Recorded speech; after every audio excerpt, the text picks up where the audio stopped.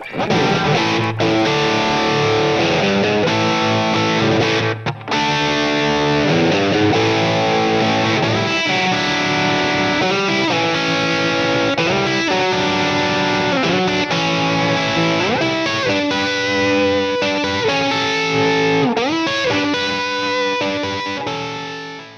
there, it's Andy with Reverb. You know, recently I was perusing Reverb LP, looking for some albums I haven't heard in a long time, and I thought to myself, there's really a handful of live albums that I got a great education from, in terms of guitar playing and guitar tone. So let's take a look at 5 of my favorite live albums and the guitar tones that go along with them.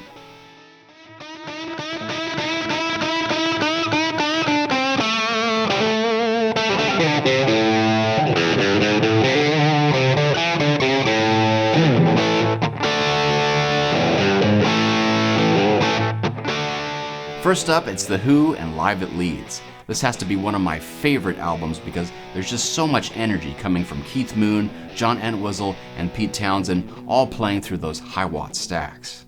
The guitar tone on this album is very clean and clear, but has a lot of punch, and of course, that's those high watts coming into play. And you can hear he's playing very dynamically, just cleaning up with the guitar's volume knob with that SG loaded with P90s. There's also a really unique fuzz tone on this album, and at the time growing up, I didn't actually know what kind of fuzz it was. It's an actual Univox super fuzz, not an Octavia. You get that really fuzzy, soggy low end, but plenty of upper octave when you play above the 12th fret.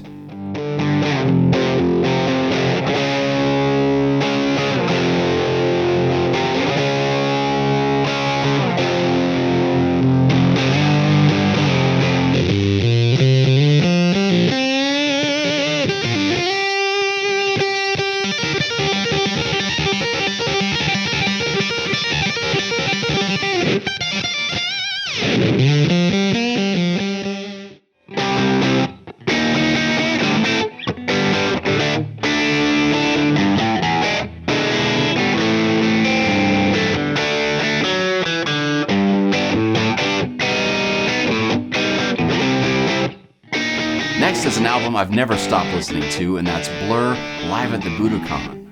This was recorded in 1995, right about the time as The Great Escape. And they really speed up everything and give it a lot more energy. I also love it because Graham Coxon is playing his Telecaster through Marshalls with the power brake and his Rats and all those Boss pedals at the time. Some of my favorite songs on this album are He Thought of Cars, where you have that real spaced out echo, and Charmless Man, which was actually the first Blur song I heard, and it made me really want to listen to that guitar and learn some of those songs.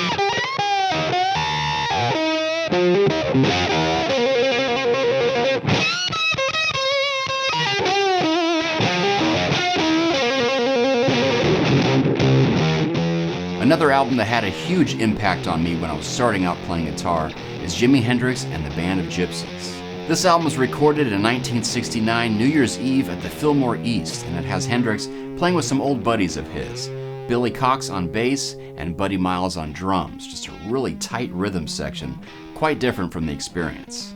The guitar tones on this album is courtesy of a wall of Marshalls and of course a Stratocaster, but he also uses 2 effects which are now synonymous with his name, and that's the Octavia and the Univibe. The Univibe is featured in the song Machine Gun, and if you haven't heard that song before, definitely listen to the first note of the solo. It always gives me chills. He just gets this massive sustain, and you hear that Univibe pulsing in the background.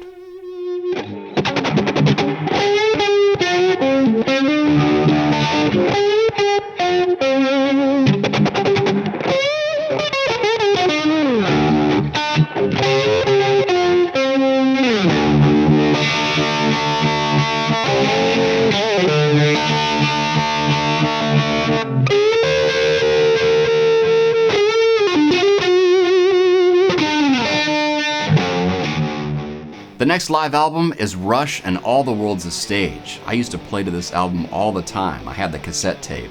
And it was a different sound that I was used to hearing when Rush was on the radio in the 80s and 90s with lots of chorus and synthesizers. This was just a straight bare bones rock and roll band with a wall of Marshalls, some humbuckers, and Geddy Lee singing really high.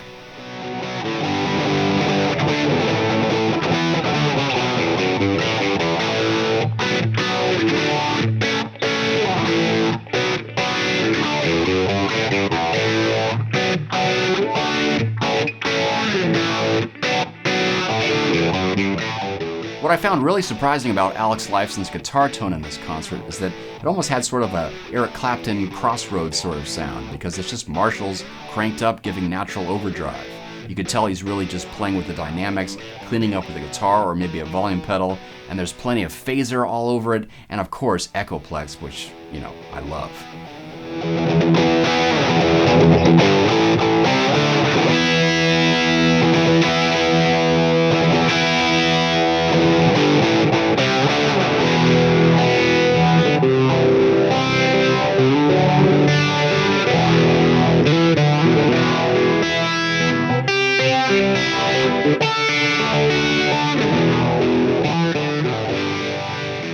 And these albums are really in no particular order, but I had to put Led Zeppelin first, and that's, of course, the soundtrack to the film The Song Remains the Same.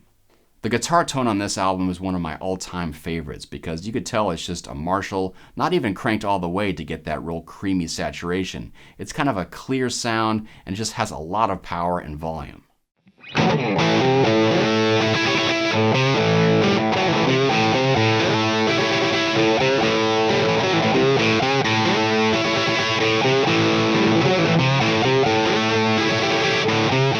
One of the songs that really encapsulates that tone I love so much is Celebration Day. You hear that bit of natural compression and honk, but it's not overly saturated. It's just a very clear sound, and it's something I've always searched for.